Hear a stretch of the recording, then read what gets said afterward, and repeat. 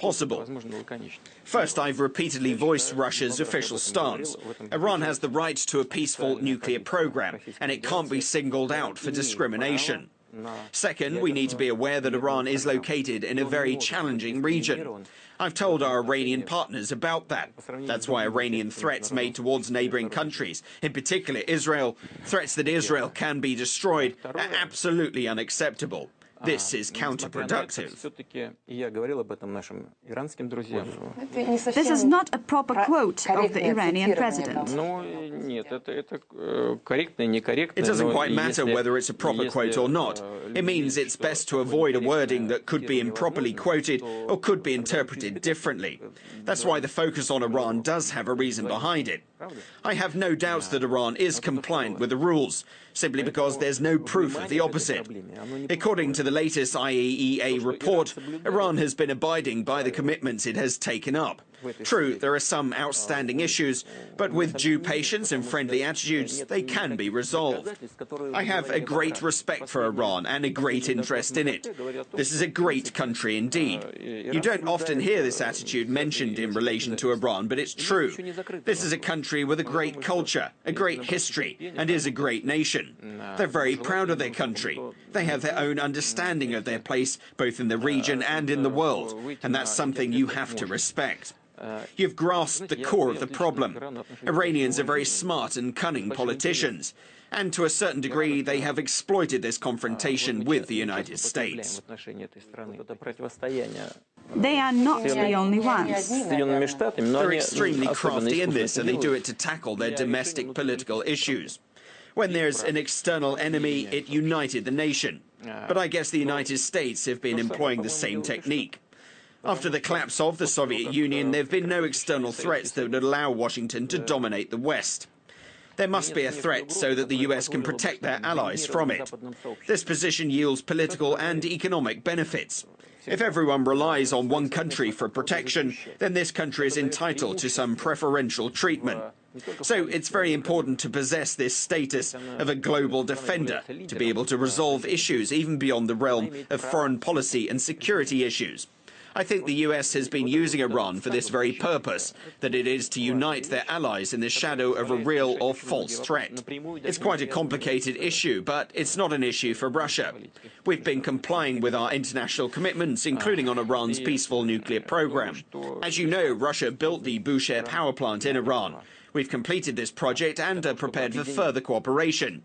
Yet when we proposed to enrich uranium on Russian territory, our Iranian partners refused for reasons unknown to us. They argue that they will enrich uranium on their own, in line with existing international regulations. And as I said earlier, if they don't break any rules, they're fully entitled to do that. We will endorse this right, but we will also remain aware of the concerns that other states and the international community has concerning full compliance with these rules.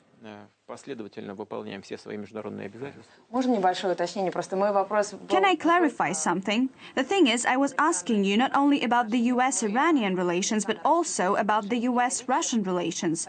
Would you agree that we have fundamental ideological differences on key issues of international law?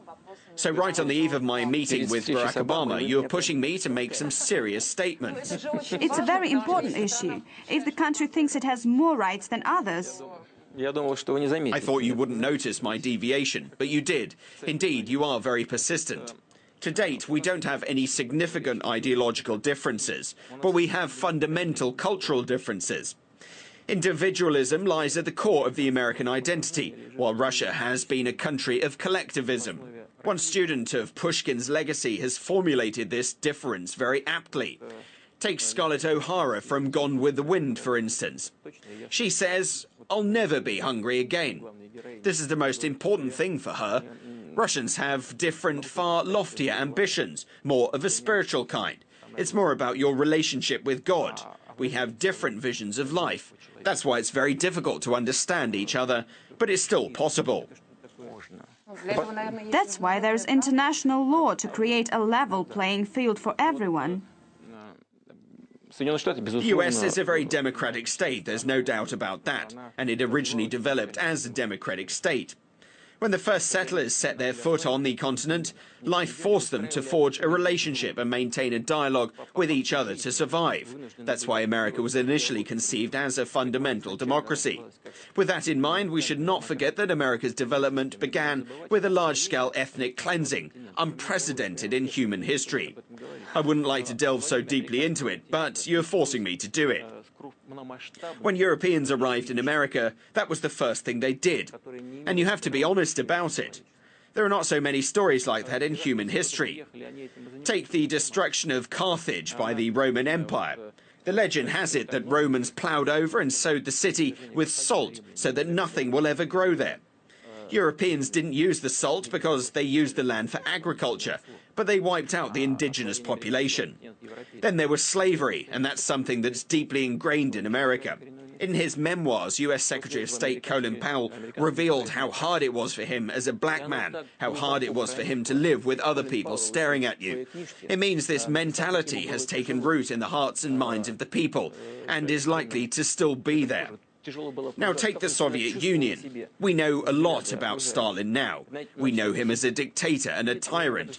But still, I don't think that in the spring of 1945, Stalin would have used a nuclear bomb against Germany, if he had one. He could have done it in 1941 or 1942, when it was a matter of life or death. But I really doubt that he would have done it in 1945, when the enemy had almost given up and had absolutely no chance to reverse the trend. I don't think he would. Now look at the US. They dropped the bomb on Japan, a country that was a non-nuclear state and was very close to defeat.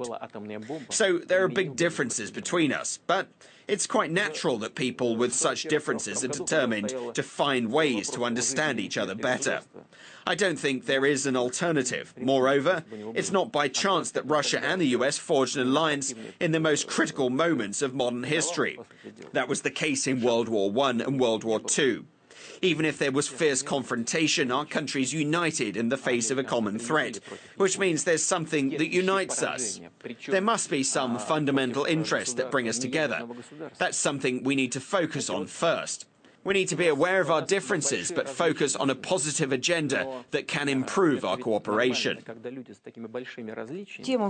America and Russia's relations with the US are important issues for our network, largely because Americans make up most of our audience. If you simply look at our website's hit statistics, you'll see that most of our audience comes from America. So anything related to the US is a key topic for us. And here is Anastasia Cherkina, who has specially come over from New York for this meeting. She works at our US-based channel, RT America, which caters to an American audience and focuses specifically on American issues. Is that right, Anastasia?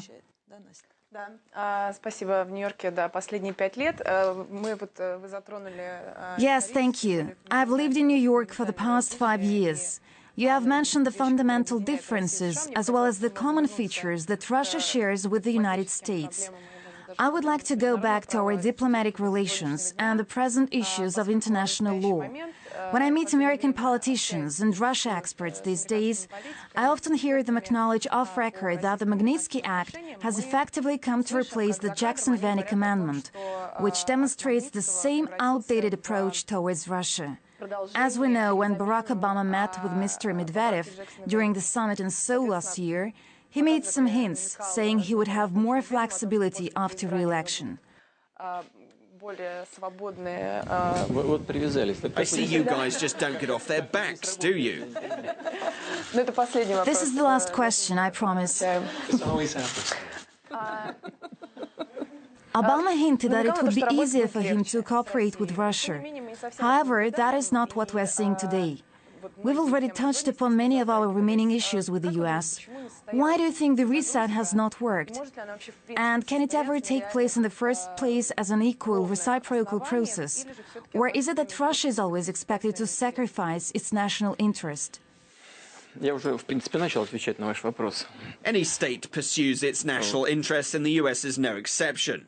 What's unique here is that the collapse of the Soviet Union left America as the world's single leader. But there was a catch associated with it, in that it began to view itself as an empire. But an empire is not only about foreign policy, it's also about domestic policies. An empire cannot afford to display weakness, and any attempt to strike an agreement on equitable terms is often seen domestically as weakness. But the leadership cannot afford to display weakness due to domestic policy considerations. I think that the current administration realizes that it cannot solve the world's major issues on its own. But first, they still want to do it. And second, they can only take steps that are fit for an empire. Domestic policy considerations play a huge role. Otherwise, you would be accused of weakness. In order to act otherwise, you either have to win overwhelming support, or there must be a chance in mentality. When people will understand that it's much more beneficial to look for compromises than to impose your will on everyone. But it certainly takes time to change those patterns of thinking in any country. In this case, it's the US. First and foremost, this change should take place in the minds of the ruling elite, in the broad sense of this phrase. I don't think that it's impossible. I think we've almost come to that point.